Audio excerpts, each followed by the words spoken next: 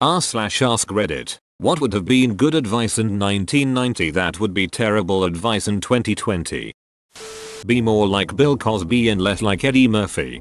Ice Cube will be dead or in jail while Bill Cosby will always be the family-friendly lovable actor/comedian. Just show up to the airport an hour before your flight. You'll make it in plenty of time. I watched Home Alone over Christmas and the entire McAllister family leaves the house 45 minutes before an international flight and makes it. We just watched the second one, where Kevin accidentally flies to NYC, and he bumps the lady holding all the boarding passes and they spill everywhere, and they're just like Nasport. Go right on ahead onto the plane without us even identifying you and your minor. It's okay. I mean, what are the chances a kid will end up being a threat? Then again, he did torture 2 criminals in the previous film. I'm conflicted. I used to know people back then who would enter a million different sweepstakes and constantly win free stuff. That was back when they were actual promotions and not just tricks to get your personal info into their database. Now anyone who knows anything about the internet should know better. That was my childhood during the 90s. I entered a bunch of sweepstakes broadcasted during Saturday morning cartoons. All I had to do was mail a letter with my name and address and pray that I would be selected. I never won the grand prize, but I didn't win several of the second or third prizes available. They included board games, toys and t-shirts. My favorite prize was my Game Boy Color. Now as an adult, I'm skeptical of these sweepstakes and would never willingly share my information. The one thing I found that is still legitimate and has not changed since the 90s is calling into radio stations. I've won tons of concert tickets by calling in. That's because calling into radio stations for tickets is legitimate advertising. You give away 2 tickets that retail for $100 but in reality cost the label artist promoter nothing, as comps are always accounted for. But giving away those tickets advertises the fact that the concert is on to thousands more, so it's in their interest to give away a couple of freebies. I won a grand prize on Nickelodeon in the early 2000s and got to hand out an award on the Kids' Choice Awards. I peaked when I was 8.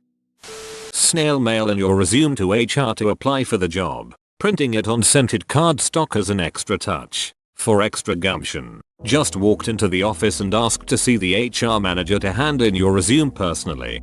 This actually worked for me just a couple years ago. I was working roofing and I am absolutely terrified of heights, so I was ready to do anything to get out. I drove by a park and saw a guy mowing grass, so I dropped in and asked if they were hiring. They said no but took my resume just in case. 2 days later I get a call asking if I could come in for an interview on Monday. I say no BC, I had my roofing job, so they ask if I could get there in an hour. So I wash the roofing tar off me and throw on my cleanest shirt. An hour later I am being interviewed for a park warden position I wasn't remotely qualified for, but their warden quit last minute and they happened to find my resume in a desk drawer. A week later they handed me the keys to a Dodge Charger to drive to the other side of the province for 3 weeks of training. It was the weirdest thing to happen to me that had the biggest impact on the direction my life was headed. That's awesome. Are you still at the warden job? If you have any info on how to get into that line of work, I'd love to know. You'll have to find him and give him the resume you just happened to have with you. Then wait a few days to find out. A video rental store is a good investment. Yep, invest in Blockbuster. It would have been great advice in 1980. It probably wouldn't have been so good in 1990 as Blockbuster used predatory tactics to wipe out numerous independent stores and small chains during the following decade. Unless you were investing in Blockbuster, obviously. Put some of your savings into a CD, certificate of deposit. True 1988 story. One of my childless great aunts gave all of her great nieces and nephews $10,000 to put into our college funds. I put mine into a CD. That $10,000 made $88 a month. Not per year. Month. My teenage brain did the math and said if I can do that a few more times then I'm set for life. Now a $10,000 CD is at about 1.5% APY for 6 months and literally 0.02% for 12 months. You'd make $2 in a year. Even as late as 2007 rates were like 5%. Crazy to think about now. I used to be really into reading financial advice blogs, and reading the older posts on them is just depressing. Put your medium-term savings goals in a high-interest savings account with 5% returns. At age 18, I put money into a CD with an interest rate of 7.5%. When the CD came up for renewal, I used the earnings to take a vacation. I miss being able to passively earn money. If you want to buy tobacco underage, say it's for your parents. They'll believe you and let you buy it. I used to buy liquor this way when I was 14. I had a lot of facial hair when I was 17. I just let it grow out, walk in the liquor store and buy it. If they asked for it, I would say it's in the van. Because only old people drive vans. Normally it worked. Confidence is the key. Or just stupidity and caring on the store guy's part. I was 17 with a provisional driving license. He asked for mine, so I figured what the heck, I've come this far and handed it over. He proceeded to then work out my age with a calculator, shrug and serve me the beer. Pluck your eyebrows as thin as you can. You will look so pretty. My mother and her eyebrows that never grew back say hi. This just brought up a suppressed memory. When I was in college, I went out with a guy who kept telling me you need to fix your eyebrows. One time while we were sitting at a fireside, he actually leaned over and tried to do it. He was grabbing at my eyebrows with his fingernails. I am so glad I stood up to the peer pressure from him and several of my friends. And I still have decent eyebrows left.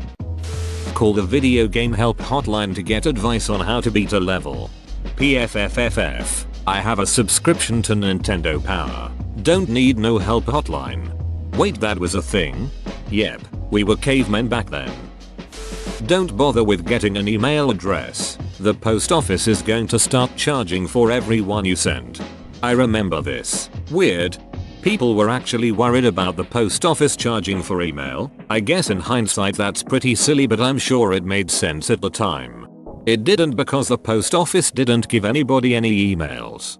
In the early mid-1990s, I was cancelling my AOL service and the phone rep was going down her list of ways to keep me on smaller and smaller monthly payment plans with less and less services. The last option was the offline package, where I get no dial-up service, but I get to keep my email address, and they would snail mail me the messages every week or so. Just so you remember, the year is 1990. Stares in 30-year confusion. If your video game is acting up, take it out and blow on it. We've gotten to the point where you can't even blow on it anymore because there's no physical disc if you download it. Crazy how times have changed. Install popcorn ceiling. Paint all your hardwood floors, and those pink bathroom ceramics will surely spruce up your house. I can't stand the popcorn ceiling in my house. This is why I refuse to do the whole farmhouse chic thing. In 20 years my kids will be like, YTF does our house look like a barn? You're a great writer. You should go into print journalism. Oh, look, my entire college career summed up. My story exactly. Got into journalism in 90s. Enjoyed some success. Then ended jobless in 2016. Now he writes romance novels. Because we all know that's where the real money is. You joke. But in 2017 I self-published 2 books. One, under my own name, was a thought-out, considered, science fiction novel with interweaving plots, twists and action. Comes to about 350 pages in print. £2.99 on Kindle and £8.99 print. The other was a slapdash 4-scene porno that I published under a pseudonym. 50 pages in Google Docs and I wrote it in an afternoon. It's ducking terrible. 99 on Kindle. From the first, I've made about £300. From the second, I've made about £1,500. The money is always in porn, no matter how shit it is. Always keep a quarter on you in case you need to make a phone call. Now it is good for the cart at Aldi. I have always wondered if there is a rich guy somewhere who gets his kicks by filling all the Aldi's carts with quarters and leaving them strewn all about the outer reaches of the parking lot. I mean, you don't have to be that rich. $5 will get you 20 carts worth of fun. Straighten your hair. Hairspray it, then crimp it. Frizz is good. I can smell this comment, ha ha ha ha. Buy all those encyclopedias from the door-to-door salesman. My husband is some sort of an old outdated encyclopedia hoarder. He is always bringing home old moldy sets from garage sales. It makes me crazy. Well, when the internet goes down and we need to know about old Timmy things, then he will be the hero we all needed, but didn't deserve. You're my husband, aren't you? You won't have a calculator wherever you go, so get good at mental math. It's still useful, to a degree. I don't want to whip out my phone every time I need to multiply anything, but I'm still doing it if it's a difficult 3x3 digit or more. Go to college. Doesn't matter what you study, just get a degree and you'll have a ton of good jobs waiting for you when you get out. Wife went to Kent State, graduated in 1996, all on student loans. We paid $210 or so a month for 10 years. Would not be able to swing a student loan payment now. You should totally paint your face black, put on a sweater, and go to the Halloween party as Bill Cosby. Just go visit your neighbor unexpectedly. They'll appreciate that and probably serve you some tea. Honestly, this depends on your relationship to your neighbor. I can say that with 3 of my neighbors we can do this with each other. To be fair, they are all over the age of 50. Install built-in shelving to store all the books and removable storage media you've collected. Those obscure Disney movies you like won't be available in 30 years. Remember the going back into the Disney vault bullshit? If you put tape over the holes on the top of your cassette tape, you can record over an old tape. Best way to catch that song on the radio. On New Year's Day, I would have a cassette tape ready to record the top 20 songs from the previous year off the local radio station. Sit there all jumpy trying to get the song to cut off before the jockey would start talking and trying to skip the commercials playing. I wasn't moving from that spot for anything. When the Beatles' White Album came out, it was released to the local AM radio stations about a week before it was out in stores. I spent the entire week with my rim drive open reel tape recorder, microphone taped to the radio speaker, recording each song as it came on. There are 30 cuts on that 2 LP set, and I think I got 29 of them. The fidelity was atrocious, but 15-year-old me didn't care. On the release date, I bought the album and threw out the whole stack of tapes. Buy as much house as you can afford. I don't think we'll see the inflation in big home prices like in the past. Big home sales in my area have been stagnant in spite of the good economy. Don't get in strangers' cars. Hands down best way to meet new people. They're probably thinking of Uber/Lyft, but taxi services of all kinds have been around for quite a while. Get a pager so people can get a hold of you when needed. Get rid of your vinyl albums. You know, when your parents or whatever are like, just go in and ask the manager if they're hiring. Yeah, that. In UK, go to uni. Do it now. Take that totally free degree and keep it. Ducking, keep it because it's free. Buy a house. Do it now. Buy that cheap as duck property that will jump in value by 400% in 30 years. Live on noodles and water for a few years because duck it. Your retirement is sorted. Buy a money clip. Monogrammed. Street smarts. If someone is bullying you, stand up to them. You won't get in trouble for defending yourself. I have told my son a version of this. I've also told him he won't be in trouble with us if he does. Well, even go for ice cream. Hasn't happened yet. Getting into a prestigious school, college, university, pretty much the only guarantee to a decent, well-paying job, which in turn makes sure that you will have a good life. Make sure to take a water bottle on your flight.